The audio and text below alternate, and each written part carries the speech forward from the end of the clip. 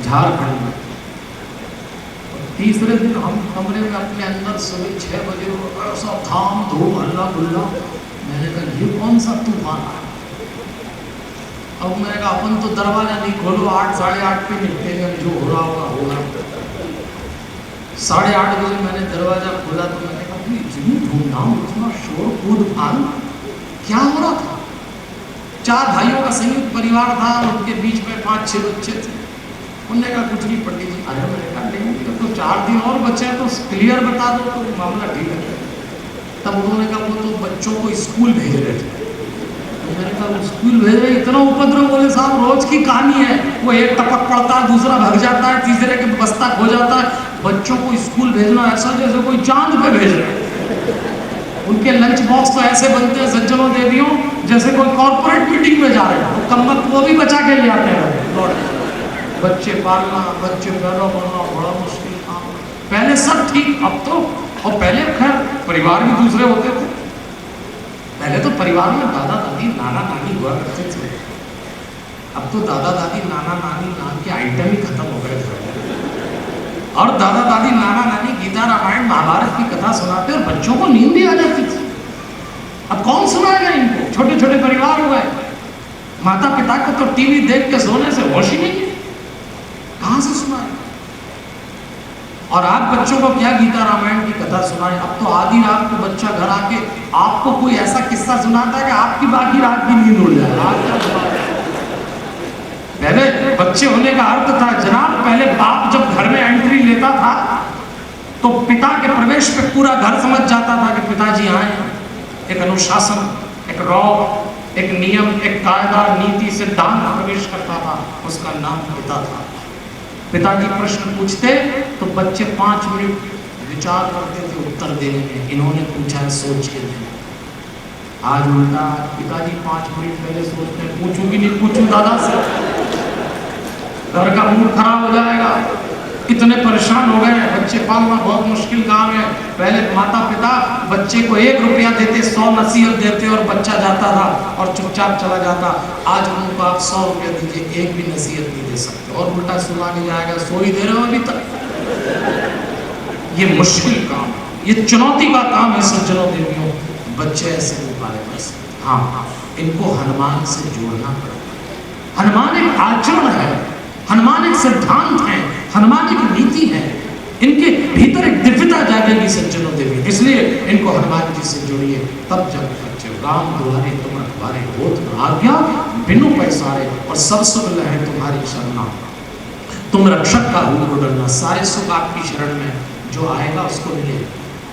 सुख भी देते हैं, सुख की रक्षा भी करते हैं। कमाल है हनुमान जी। हमारे साथ समस्या है, सुख आता है कपूर की तरह उड़ जाता है, लेकिन हनुमान जी सुख देंगे, रक्षा करेंगे। सब सुख है तुम्हारी शरणा, तुम रक्षक का रूप डरना, मंदिर समारोह में तीनों लोग हाथ मिलावे, भूत पिशाच निकट नहीं आवे, महावीर जन नाम सुनावे, नासे ही रोग हरे सब पीरा, जपत निरंतर हनुमत वीरा। शब्द लिखा है, नासे ही रोग हरे सब पीरा। हनुमान जी महाराज रोग का नाश करते हैं, पीड़ा को हर लेते हैं। किसी ने तुलसीदास जी से पूछा, आपने 2 शब्द लिख दिए, रोग और पीड़ा अलग अलग लिख दिया आपने। रोग का नाश करने, पीड़ा को हरने तो क्या अलग अलग होता। तुलसीदास जी को मालूम था कि आगे आने वाले समय में लोग कहेंगे, पूछेंगे, तो तुलसीदास जी ने उत्तर दिया, हाँ ये दोनों अलग अलग होते हैं। रोग बाहर का मामला है, पीड़ा भीतर का मामला है। रोग शरीर से जुड़ा, पीड़ा मन से जुड़ी। कभी कभी रोग चला जाता, पीड़ा रह जाती। और जिसके जीवन में रोग और पीड़ा का मिश्रण हो जाए, उसके जीवन में एक नई समस्या शुरू होती है, जिसको हिंदी में अवसाद, बातचीत में उदासी और अंग्रेजी में डिप्रेशन कहते हैं। ये नई बीमारी, ये दोनों मिलकर नई बीमारी होती है। और किसको नहीं होती। आजकल तो किस्म किस्म की बीमारी हो गई सज्जनों। आप में से यहाँ कई बुजुर्ग बैठे हैं, आपको याद होगा, नासे ही रोग हरे सब पीड़ा। हनुमान जी कैसे पीड़ा और रोग को दूर करते हैं। हनुमान के भक्त को बीमार नहीं होना चाहिए। आज से कोई 50-60 साल पहले बुजुर्गों को मालूम हुआ एक बीमारी चला करती थी, उसका नाम था बुखार, ज्वर, फीवर। किसी को हो जाता तो तत्काल डॉक्टर को दिखाते, कोई सनीपात में हो जाए। आजकल फीवर नाम की बीमारी, बुखार नाम की बीमारी का इंपॉर्टेंस खत्म। ये बीमारी नहीं चलती आज, क्योंकि 103, 102 में तो आदमी सारा ही काम करता है। हमसे तो कई लोग मिलते हैं कि पंडित जी आजकल इतने बिजी हैं कि बीमार होने का भी टाइम नहीं, तो गई ये बीमारी खत्म। 5-10 साल बाद एक और नई बीमारी है, ये भी खूब चलती है आजकल, इसका भी इंपॉर्टेंस खत्म हो गया। इस बीमारी का नाम था हेडेक, सिर दुखना। क्या दुखा लोगों का सिर, कईयों का तो इतना दुखा कि इत्तेफाक से जिस किसी दिन नहीं दुखा उनको उसी दिन पता लगा कि ऊपर माथो एक्स्ट्रा है, वो समझे ये परमानेंट ही होता, ऐसा सिर दुखा। आप में से शायद किसी ने नहीं देखा, हम तो घरों में ठहर जाते हैं ना, तो आपको किस्सा सुना रहा हूं। आप में से किसी ने नए पति पत्नी का कमरा नहीं देखा हो, हमने देखा। अभी नई शादी होती है ना, तो पति पत्नी जो कमरा सजाते हैं वो देखना, नए ग्रीटिंग लगाते हैं, नए पर्दे, नए गुलदस्ते, सब बहुत सुगंधित, हमने देखा। और ऐसे ग्रीटिंग लगाते हैं कि पहली बार पति काम पे जाए तो पत्नी नया ग्रीटिंग खरीद के लाएगी, ऑल द बेस्ट बाबूजी काम पे गए। पहली बार ये रसोई बनाए तो भैया जी भी ग्रीटिंग ताने हुए, बेस्ट ऑफ लक। शुरू में बहुत, 1 साल बाद उस कमरे में जाओ, हम गए, जैसे ही एंट्री ली, पहली अलमारी के शेल्फ में बाम की शीशी रखी। क्या हुआ? बोले हेडेक हो गई, फैमिली हेडेक, चंदन की तरफ बाम लपेटा दो, ऐसा सिर दुखा भैया, ये बीमारी भी गई। अब इसका कोई इंपॉर्टेंस नहीं। 5-10 साल बाद एक और बीमारी आई, ये भी खूब चली, अब इसका भी महत्व खत्म, मूड खराब हो। कईयों का तो पहली करवट से ही शुरू, रात तक उखड़ा ही, इनको कभी हंसता ही नहीं देखोगे, इसका भी महत्व खत्म। एक और बीमारी आई, पहले बड़े लोगों को होती थी, राजरोग बोलते, हर 5वें आदमी को डायबिटीज हो गई, डर के मारे छठे में शक्कर छोड़ दी, ये भी गई। लेकिन अभी 5-10 साल एक नई बीमारी, बड़ी फैशनेबल बीमारी, गांव से बड़े मेट्रो तक घुस गई है बीमारी, घर में। अच्छा, लोग इसकी बीमारी की बड़े अच्छे से चर्चा करते हैं, आदमी हो या औरत ऐसी बातें करेंगे इस बीमारी की, बोले अभी 2-3 दिन पहले मैं डिप्रेशन में गया था, अभी निकला होगा, अभी गई थी, अभी निकली। अच्छा, इसमें खुद ही चले जाते हैं, खुद ही निकल आते हैं, और बड़े उससे बताते हैं 2-3 दिन पहले डिप्रेशन, असर कमाल का होगा, ऐसी बीमारी चिपकी है, भगवान न करे। किसी को डिप्रेशन हो तो उससे पूछना, भाई तुम्हारी क्या समस्या है, मालूम नहीं, तुमको क्या लगता है जिंदगी बेकार, तो मर जाओ, मरेंगे भी।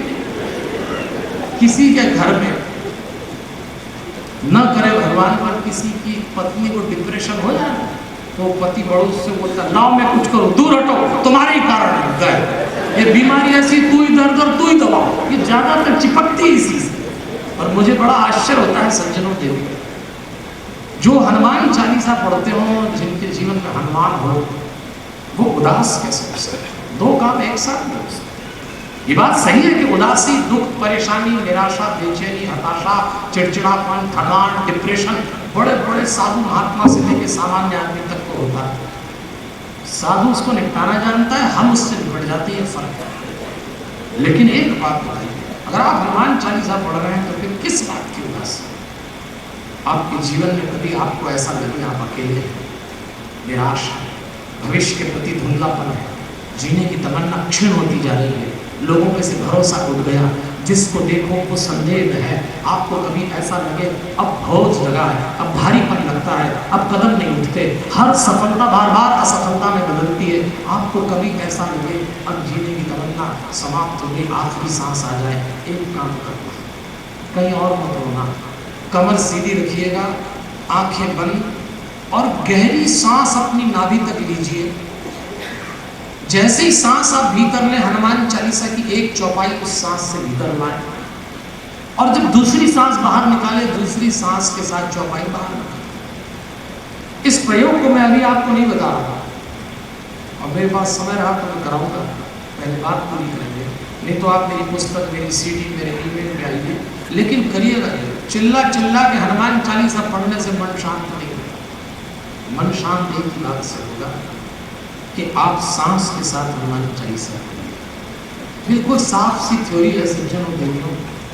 मनुष्य को बनाने के बाद परमात्मा ने सारे अंगों के उपयोग के लिए हमको स्वतंत्र छोड़ दिया। एक चीज उसने नियंत्रण में रखी। हमसे कभी भगवान नहीं कहता कि तुम अपनी कर्मेंद्रियां, तुम अपनी ज्ञानेंद्रियों का उपयोग ऐसे करना, वो जो करना है करो, हाथ पैर आंख नाक आपको जो करना। एक भगवान के पास नियंत्रण है, वो है सांस। और मनुष्य उसी पर दावा करता है, मैं सांस ले रहा हूं या मैं सांस ले रही हूं, ये मनुष्य कहता है। पर एक बात बताइए, यदि हम सांस ले रहे होते तो इस दुनिया में कोई मरता ही नहीं। सांस लेना बंद ही क्यों करता है? ये तो सांस कोई और दे रहा है। जिस दिन वो डोर काटता है, जिस दिन वो आपकी सांस पे अंतिम हस्ताक्षर कर देता है, बस उस दिन आप दुनिया भर के धनवंतरी इकट्ठे कर लीजिए, अगली सांस नहीं ले पाएंगे, उसके हाथ में है।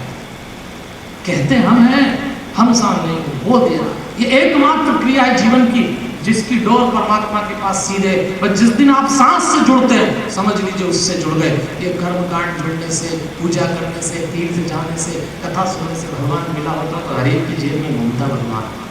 नहीं, इससे नहीं मिलता, मिलेगा सांस से। और सांस की क्रिया का नाम मेडिटेशन है।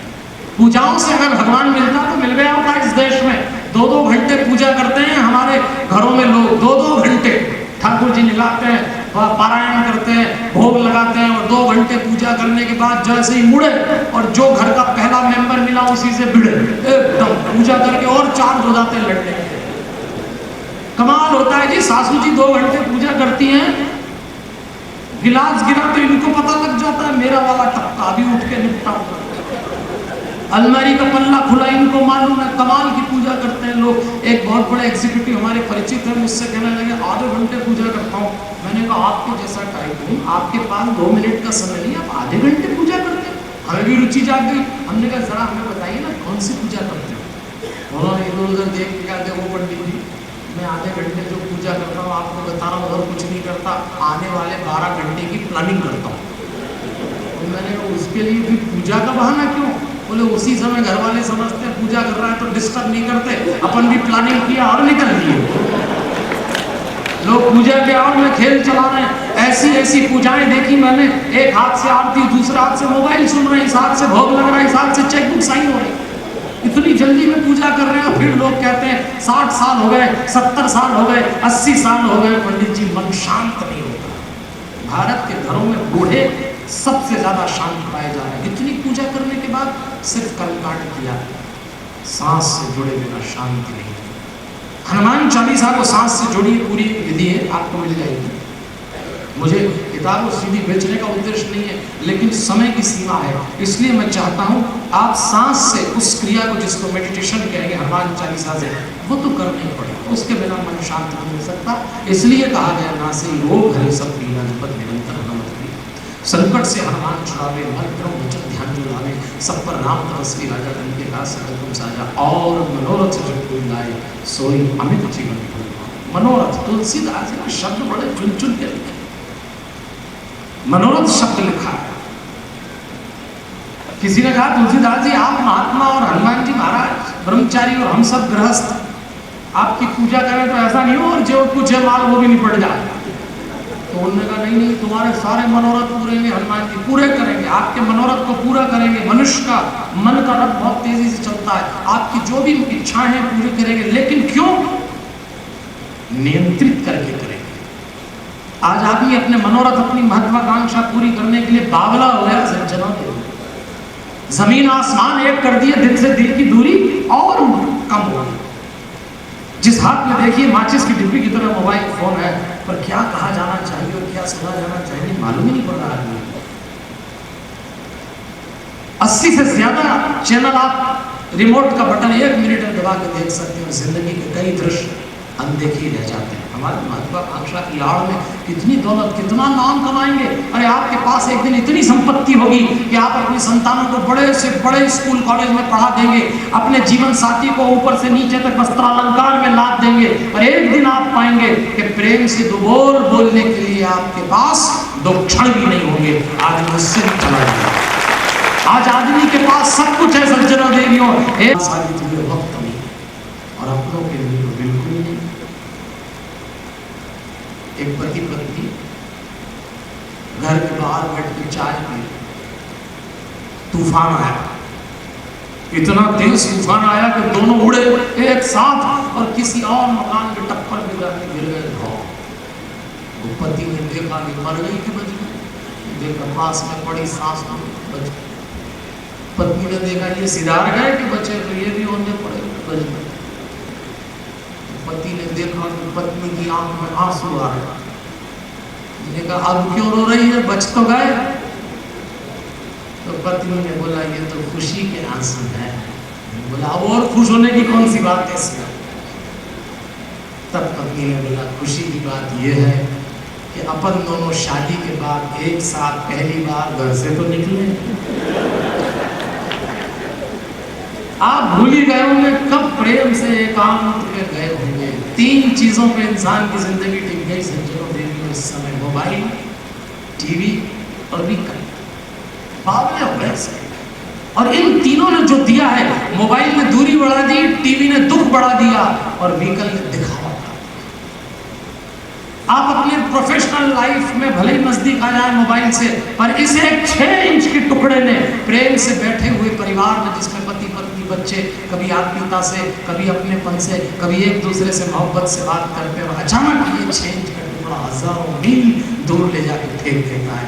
आपके अपने अकेले हो जाते हैं, कातर निगाहों से आपको देखते रहते हैं, रोम रोम आपको पुकारता है, और आदमी मोबाइल की लहर बहुत दूर गिर जाता है। परिवारों का बड़ा नुकसान किया है मोबाइल ने, और दूसरा दर्द बढ़ाया है टीवी ने। आज जिस सीरियल को देखो, जिस कार्यक्रम को देखो, नेगेटिविटी है। अरे भारत के घरों के रिश्तों की ऐसी दुर्दशा कभी इतिहास में नहीं हुई। लोग देख रहे हैं सास बहू, माँ बेटे, भाई बहन एक दूसरों से संबंध बिगाड़ दिए। यदि ऐसे भारत के परिवार हैं तो टीवी देखना बंद कर देना चाहिए। ये परिवार, ये रिश्ते इतना दुख दिया। मैं टीवी देखने का विरोधी नहीं हूँ, आप देखिए, लेकिन शयन के 15 मिनट पहले, 10 मिनट पहले टीवी देखना बंद कर दे।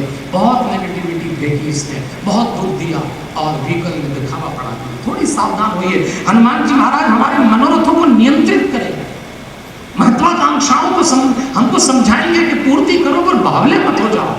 और मनोरथ जो मिलाए सोई अपने जीवन पर भावे, चारों युग प्रताप तुम्हारा है, प्रसिद्ध जगत उजियारा, साधु संत के तुम रखवारे, चंदन नाम तुम्हारे। किसी ने तुलसी ने कहा, आपने फिर 2 शब्द लिख दिए। साधु संत के अलग अलग होते हैं। तुलसीदास जी को मालूम था आगे आने वाले समय में साधु संतों की भगवा वस्त्र की आड़ में जीवन शैली देख के लोग सवाल उठाएंगे, साधु ऐसे होते हैं, ऐसे विलासी, ऐसे भ्रष्ट, ऐसे भोगी, ऐसे पतित, तो हम गृहस्थ अच्छे। तो फिर तुलसीदास जी ने कहा हाँ, साधु संत में फर्क है। क्या फर्क है?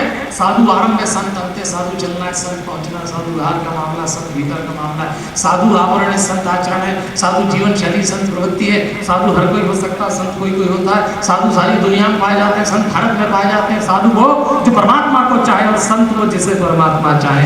ये साधु संत का फर्क है, इसके लिए हनुमान चालीसा हमारे भीतर साधुता, भीतर संतत्व जगाती। साधु संत के तुम रखवारे, चंदन नाम दुलारे, अष्ट सिद्धि 9 निधि के दाता, असबर दीन जानकी माता। 8 सिद्धि और 9 निधि कौन नहीं चाहता और कौन देता है? हनुमान जी। हनुमान जी को किसने दी? असबर दीन जानकी माता।